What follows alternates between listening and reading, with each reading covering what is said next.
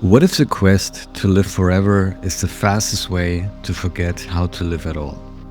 We've always chased immortality, from alchemists mixing elixirs in medieval labs to emperors sending ships in search of fountains of youth, from the first myths of gods who never die, and now startups promise eternity in lab coats, and beauty brands whisper it through serums and slogans. But the word has changed. Immortality was myth. Eternal life was religion. Now it's branded as longevity. Clean, clinical, achievable. And longevity is no longer imagined in temples or fairy tales. It's pitched in boardrooms. It's backed by billionaires. It's tested in labs where microscopes replace mysticism.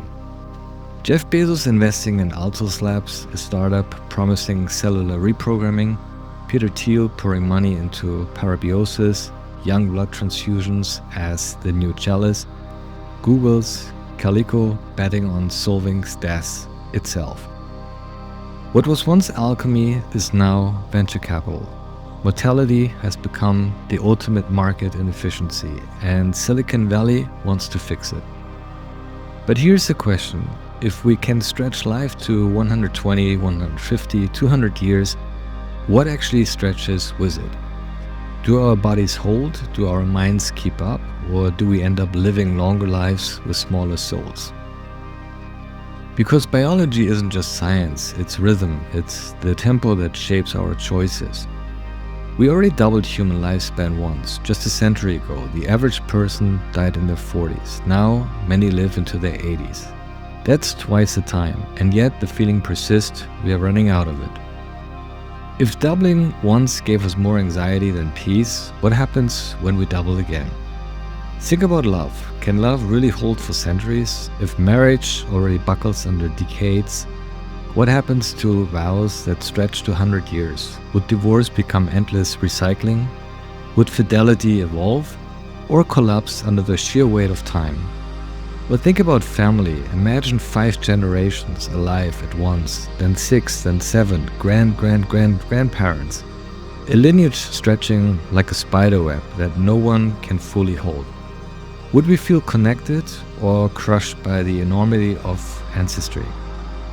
And somewhere between weddings and funerals, we might forget why we began living at all.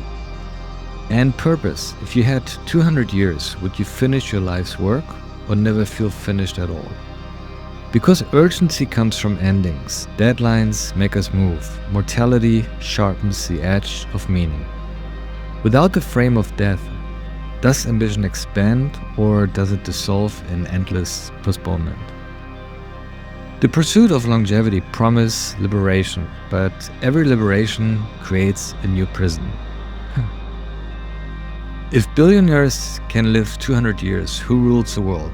Do the same leaders stay in power, their wealth compounding over centuries, while the rest of us remain stuck in standard time? Longevity may not democratize life, it may concentrate power, in a way history has never seen. Because history has always turned over. One generation dies, another takes its place. Revolutions bloom in the soil of mortality. But what happens if rulers don't die, if the old guard never steps aside, if youth no longer inherits by biology, but must claw through immortals to find space? The politics of longevity could be darker than we imagine, and yet we're seduced, because the cosmetics of it are already here. Anti-aging creams, stem cell facials, cryotherapy chambers, hormone injections. The language is everywhere. Reverse, renew, rejuvenate. Every ad runs the same wordless promise. You don't have to fade. But if we never fade, what becomes of art? Of beauty, of the bittersweet ache that comes from fleetingness? The Japanese call it mono no aware, the beauty of impermanence. Cherry blossoms are breathtaking because they bloom for days, not centuries. What happens to that beauty if nothing ends? Maybe longevity isn't about living more years. Maybe it's about enduring more emptiness. Because time alone doesn't equal meaning. Picture yourself at 180, your body rebuilt, your cells renewed, but your friends long gone. Your children's strangers to you, your memories, too many to hold? Would it feel like abundance or exile? And what of culture? Would art grow deeper with centuries of perspective, or shallow under the weight of recycling ideas? Would artists live long enough to see themselves not just misunderstood in their time, but irrelevant in every time? And then there's spirituality. Every religion has used death as a portal to another truth: heaven, rebirth, liberation. What happens to faith when science promises eternity on earth? Do we kill God by outliving him, or do we discover that immortality only magnifies the emptiness he was meant to fill?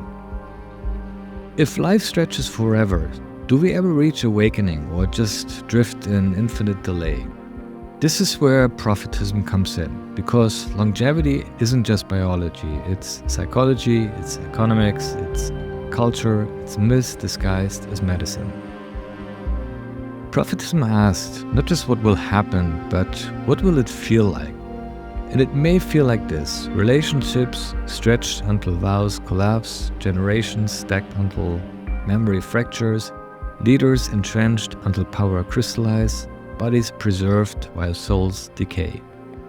Because death is not only an end, it's a truth teller. It makes everything matter by making it scarce. Without scarcity, do we lose meaning itself?